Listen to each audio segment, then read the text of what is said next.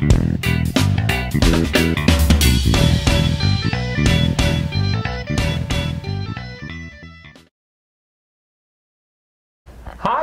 and thanks for tuning in to another episode of 5 Questions. Today I'm standing here with Andrea Johnson. And Andrea, why don't you tell everybody how it is that you're involved in the entertainment industry? I am a working actor. I have performed off-Broadway in musical theater. I've done improv comedy, as well as audiobook narration and film and television. You may recognize me from Jimmy Kimmel, where I was a reoccurring sketch artist, and I recently did a film with Morgan Freeman and Jack Nicholson called The Bucket List. Excellent. And you also have some experience with casting, correct? That's true. When I first started acting, I was a little confused about the casting process, so I took a job as a casting associate on the shows Joan of Arcadia and Judging Amy. And so hopefully we can talk to you today about the casting process. I'd love that. All right. So just so you know how this works, when I found out that I was sitting down with you, I reached out to my students, and so all of today's questions come from them. Excellent. All right. So Andrea, are you ready to answer 5 questions? Absolutely. And let's go! Question number 1. How does a traditional casting call work? Well, a traditional casting call can work one of 3 ways. You could either A, submit yourself, which would be you would find a casting listing in a publication like, say, Backstage. That's something you can find right away on the web. It's also a newspaper that you can buy. Lists a bunch of different casting notices for musicals, theater, film, and television.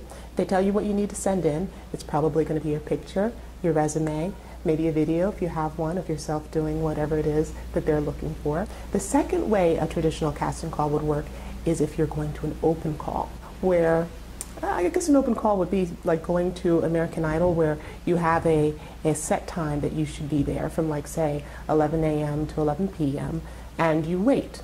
And maybe you'll be seen, maybe you'll be typed out, which means maybe they'll look at you right away and say, well, you're too tall, or you're not tall enough. And they'll let you go without seeing you sing, dance, act. But if you do get seen, then they'll ask you to do something very specific.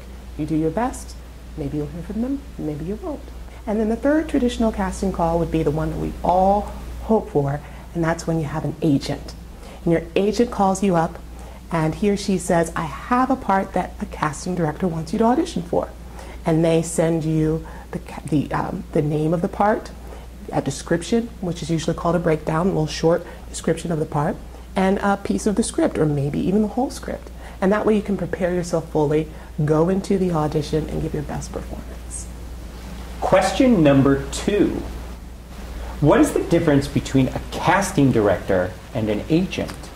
Oh, the difference between a casting director and an agent is actually quite clear once you get a picture of how the earning of a role works.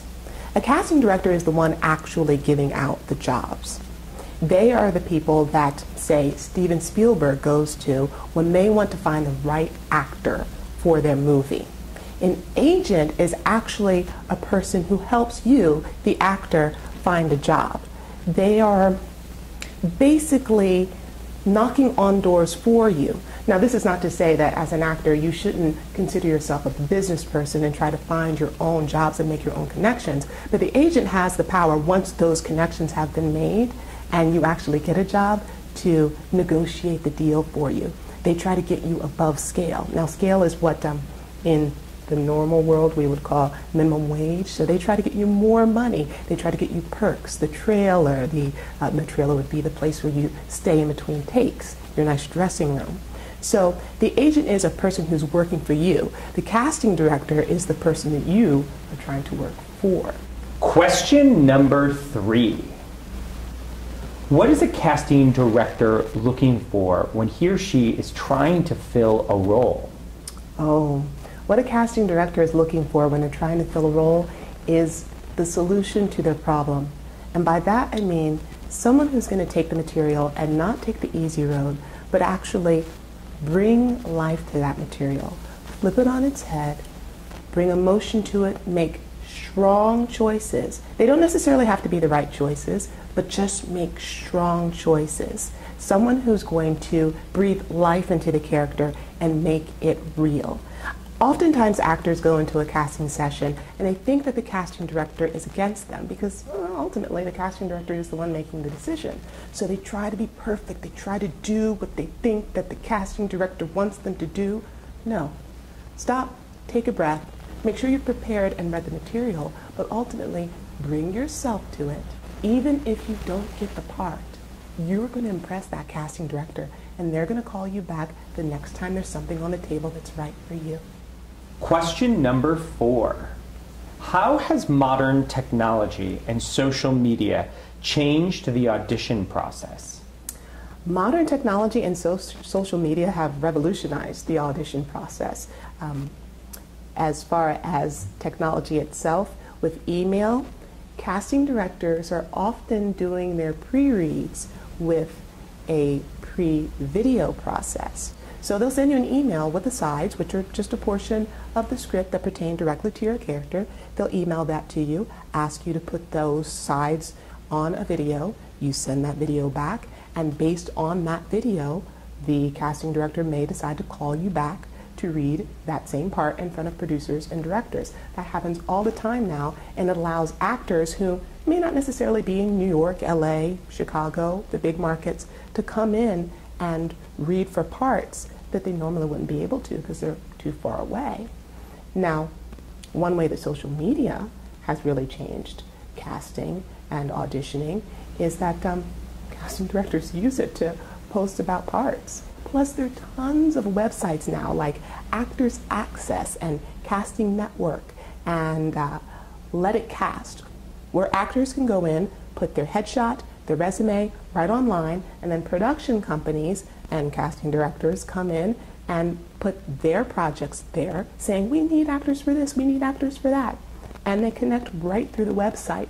That way, the actor has control of their career. They're able to submit themselves for things. They don't need to rely on an agent or a casting director calling them. And that, my friend, is a wonderful, wonderful thing. It empowers the actor, makes them feel good. And when you feel good, better auditions.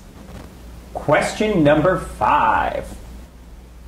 What should a student do to prepare for a casting? I like this question. A student should prepare as much as possible for a casting call. The first thing they should do, especially if they're submitted by an agent, is to go over the materials that they've been sent. That would be the breakdown, the description of the character.